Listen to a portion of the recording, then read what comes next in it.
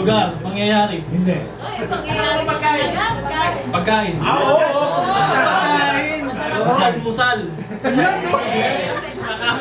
Ang ano yan? Pwede. May sabaw. Wala. Yun! Kayo? Sarap. May salsa. Mechado. Salsa. Kailangan ng bagoong. Gusto mo kainin niya kanina. May salsa menudo.